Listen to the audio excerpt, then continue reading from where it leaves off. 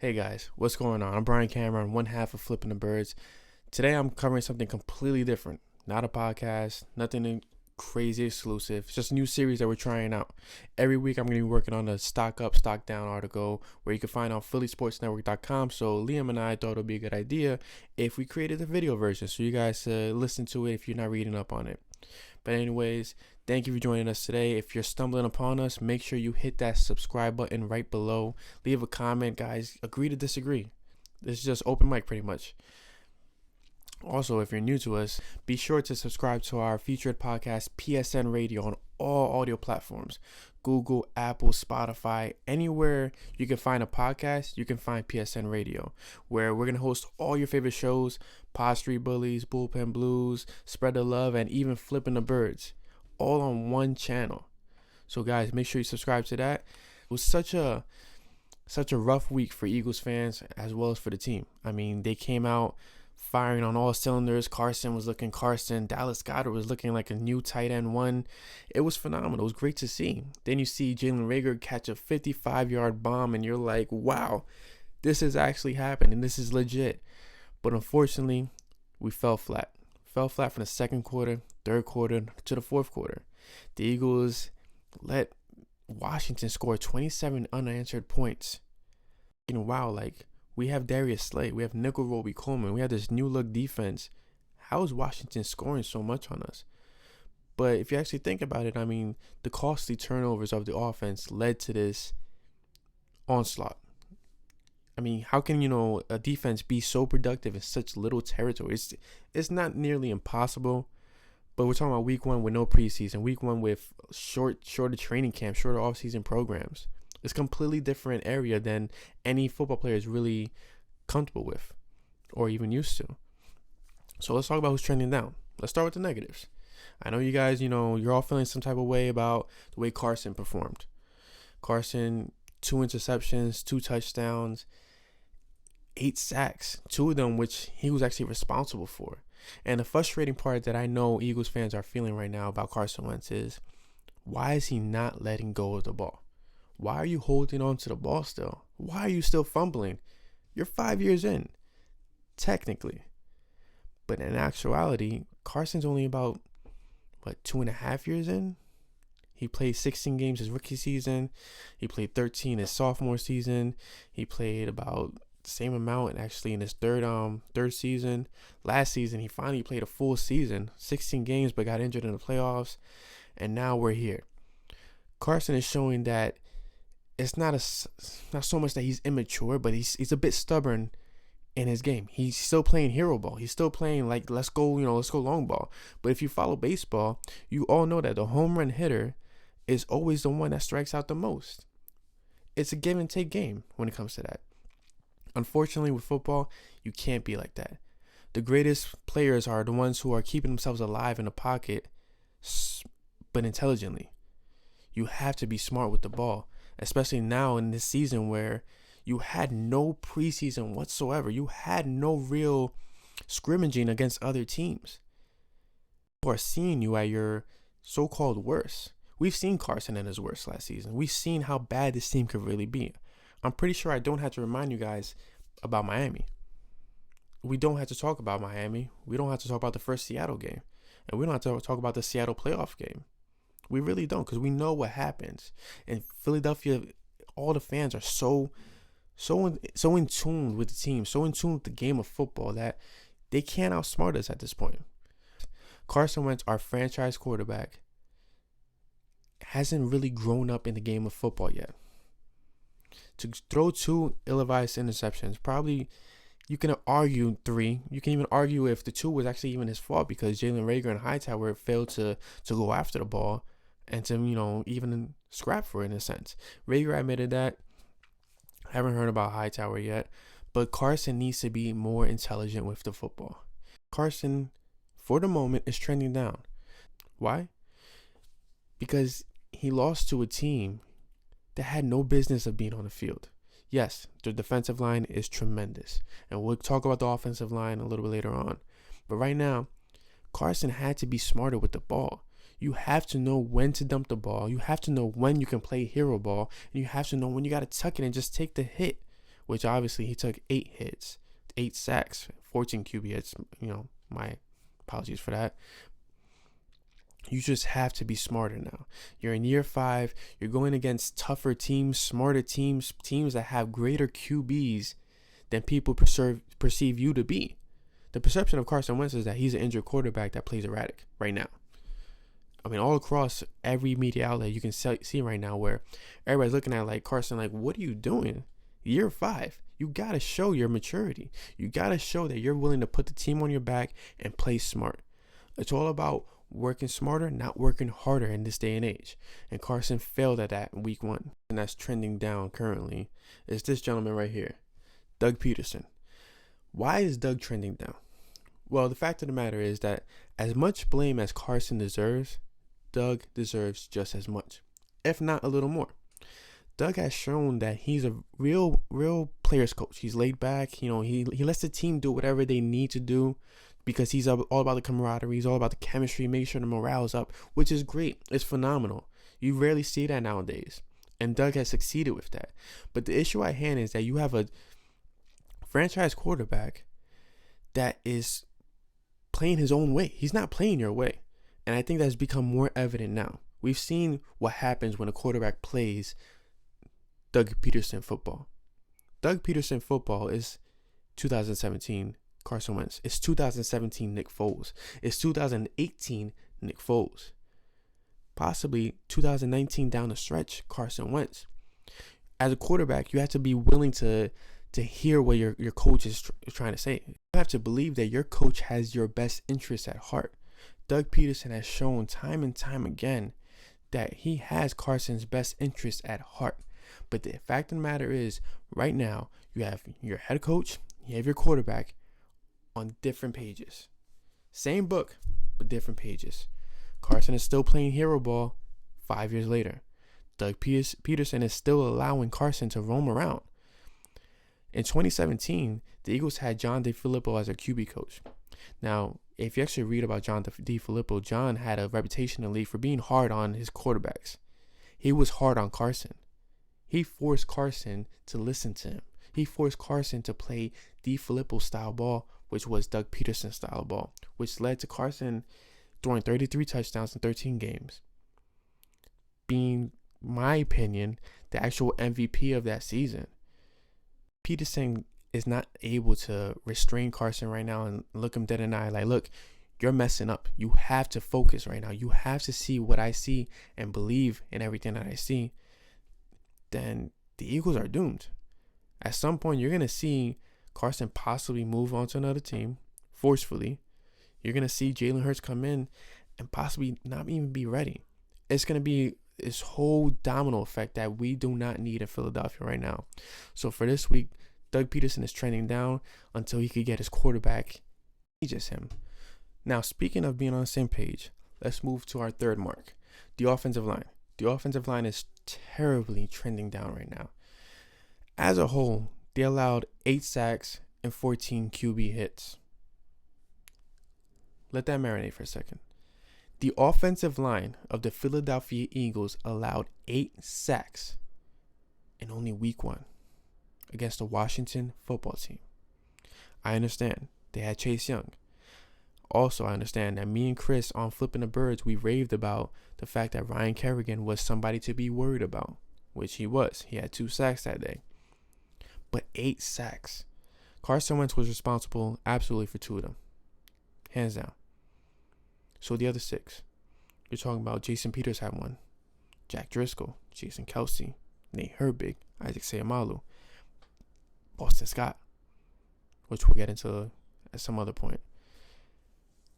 At this day and age, you can't allow that. There's no excuse for that.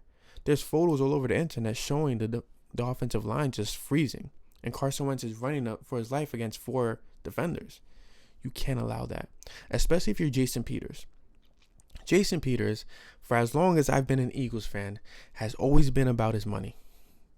Always been about his money. This year, signed as a right guard.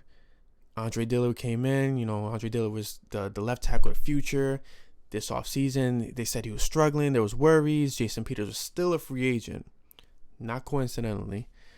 Andre Dillard goes down.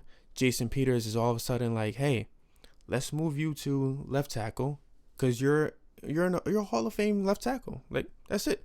You are going to the Hall of Fame because of your play at left tackle. So what does Jason Peters say? Pay me left tackle money. Pay me left tackle money, and I'll do what's right for the team.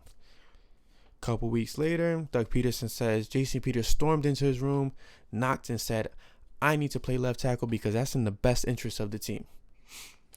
2 days later, Jason Peters received a bump in pay, about $8 million. Lane Johnson took a cut. Okay. So first thing, I want to see Jason Peters play 100% of the snaps, which he did. He absolutely did. But do you know that between Isaac Seumalo and Jason Peters, they allowed 8 pressures on the left side of the line? On the other side, actually, no, my apologies. They allowed 9 pressures on the left side of the line.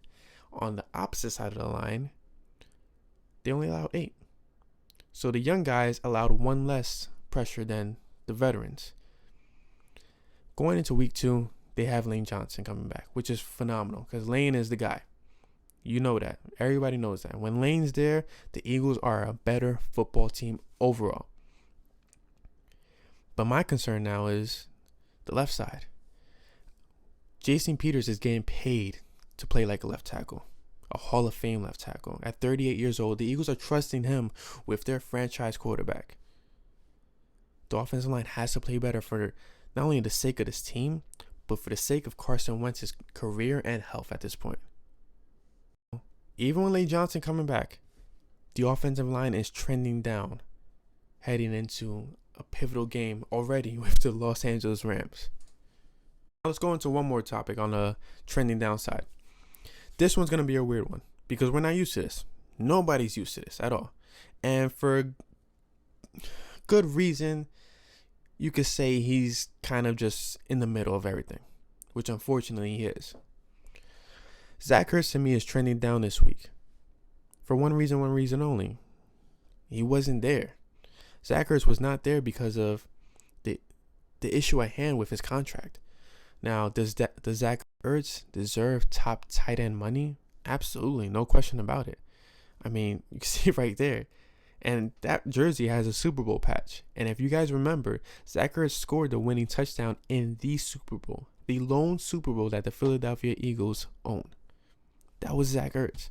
He's been the most consistent receiver since God knows when, since the beginning of his career at this point. Zach Ertz, every season, no matter who's at the quarterback position, no matter who's coaching, he's shown up.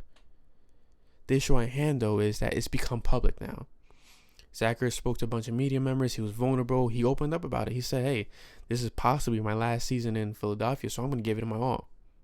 Now, days later, there's a report going out that him and Howie had a spirited argument after practice on the field, which could have been, hey, Howie saying, you know, why did you do that? Why did you speak so loudly about it? Zach Ertz probably got emotional about it because at the end of the day, Philly is Zach Ertz. Zach Ertz is Philly. He moved his entire family to Philly because that is his home. And he is the top tight end in all of franchise history, possibly even the top receiver at this point. No offense to Harold Carmichael or anybody of that sorts.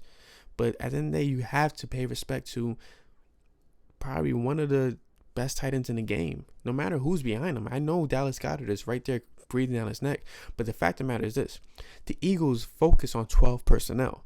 That's why they drafted Jalen Reagan. That's why they drafted John Hightower. That is why they drafted Quez Watkins and traded for Marquise Goodwin. It's no coincidence. They want the tight ends to be the focal point of their offense. So the fact of the matter is Zach Ertz is trending down right now just for the simple fact that, hey, he's checked out. He's dealing with this contract on the back end, and on the field, he's just not there yet, and it showed on that 4th down pass. Zach Ertz never misses like that. So right now, for this week, Zach Ertz is unfortunately trending down, in my opinion. So enough with the negativity. Let's take our hats off. Let's wipe the sweat. I understand some of you are getting heated right now. If you are, leave a comment. Agree to disagree. We can go back and forth all day. It doesn't matter. I mean, you're a fan. I'm a fan. Let's talk. But let's talk about something good now. Dallas Goddard. I made the mistake of not starting Dallas Goddard. I started Hayden Hurst instead, who only gave me 8 points. Meanwhile, Dallas Goddard blew up for like 34 points in fantasy. But it's not fantasy talk. This is stock talk. Dallas Goddard is absolutely trending up. He's healthy. He's looking good. He's looking sharp. He's making catches. He's breaking tackles. He's the athletic tight end of the future. He's also the athletic tight end of the present. Him and Zach Ertz have similarities, but they also differentiate a lot. But Dallas Goddard is looking great. He had 8 receptions on 9 targets, 101 yards, a touchdown, a beautiful touchdown. Dallas Goddard is absolutely trending up right now heading into the game against the Rams, because at the end of the day, there's not too many linebacker cores that could really cover the tandem of Dallas Goddard and Zach Ertz. You still have to respect Zach Ertz no matter what's going on. You have to respect his presence, his route running, his catching ability. He's a playmaker at the end of the day. But now you have to respect Dallas Goddard. So for teams who struggle with linebacker, thank God, these guys are on the Eagles. But for teams who struggle at the linebacker position, Dallas Goddard is going to be a monster. He's going to be a force to be reckoned with, because now your corners had to pay attention to Deshaun Jackson, Jalen Reagan, possibly John Hightower, because there's speed on the outside for the first time in a long time. Dallas Goddard is absolutely trending up right now, which is great for the Eagles. It's great for Carson, and it's great for this offense. So let's talk about other players that are trending up. Darius Slay, who was traded to the Philadelphia Eagles in the offseason for a 3rd-round pick, made his presence known. He shut down Terry McLaurin. Guys, 3 receptions, 30 yards, no touchdown. You got to respect that. Darius Slay came and did his job. He showed up, and like Brett Brown would say, he was the adult in the room. Darius Slay, he showed up. His presence was felt. He showed his leadership. Avonte Maddox was feeling the vibe. Nickel Roby-Coleman was feeling the vibe. I think between Nickel Roby-Coleman and Avonte Maddox, they only allowed about like 88 yards, which is great because we're not used to that. We're used to Sidney Jones getting beat. We're used to Rizul getting beat. We're used to possibly even Avonte last season getting beat because we were concerned that he couldn't cover in the man position, which he actually did, which is great to see. So it's great to see a player like Darius Slay show up and be the elite. And I'm going to say it again because I know Liam's listening to this. The elite cornerback that the Eagles need. A lot of us in PSN were rooting for Byron Jones, but Chris, and I'm pretty sure deep down Liam are very, very, very, very content that Darius Slay is here. And it's a sight for sore eyes. I think it gets me a little emotional. I'm not going to lie. I'm going to try to hold the tears back right now. I try to hold these tears back. I'm going to have a very proud moment. So before Sunday's game, I wrote that a player to watch entering Sunday would be Eagles defensive end, 3rd-year pro Josh Sweat. A million reasons why. Derek Barnett is injured. Derek Barnett has consistently been injured almost every offseason. Going into this offseason, a source told Chris that this would be the first time that Barnett is actually healthy, and he ended up injuring his ankle. Now, Sweat, you can't think of Sweat as a full-time starter at all. His knees just won't keep up, which is unfortunate because he's such a great talent. Josh Sweat last season really, stepped up for the Eagles. He was 3rd in the Eagles for sacks. He had 4 sacks, had about 15 pressures in the season, and a limited role, which is phenomenal because it's a limited role. It's a limited amount of snaps that he's getting per game. Well, on that limited role, Josh Sweat had a sack in this game, and he also had a forced fumble, which is great to see. You can even see, in the picture. I'll show it again just in case. But he's absolutely trending up because even with Barnett coming back, you have to expect Schwartz to rely on Sweat more. And the limited amount of snaps that he will be getting, Schwartz even said that Sweat is actually one of the most improved players on this defense so far this season, which is phenomenal to hear. I mean, his teammates have been raving about him. His coaching staff has been raving about him. Sweat is proving that you can find value in the 4th round, and it's looking really good. So right now, Josh Sweat is trending up very, very, very well. The final player that's trending up. This may cause arguments for a lot of reasons. And I'm sorry for my hand movement, but I don't know where to place them right now. So I do apologize. And it's actually pretty late right now. So, and actually, Cheers to all of you, because I'm actually running out of beer. But Jalen Reagan is absolutely trending up. I know he had a rough game. I know he missed that big deep pass from Carson where Jalen admitted to slowing down. Can we get that on the record? Jalen admitted that he slowed down on that route, which a lot of NFL analysts actually saw as well. Then Jalen also admitted that he could have fallen for that interception that was thrown. You have to respect that. On top of that, you cannot tell me that all of you did not get off your seat the moment you saw that 55-yard bomb in the air and Jalen Reagan being on receiving end. The Eagles needed a player like this. Not for only his speed, but for his maturity, for his mental toughness. The guy was not supposed to be playing on Sunday. He was supposed to be out until possibly the Bengals game. So he's playing with this small little tear in his labrum, and he's balling out. Jalen Reagan is absolutely trending up right now because for a rookie, he showed leadership. He showed maturity. He showed that he's willing to go up and get it.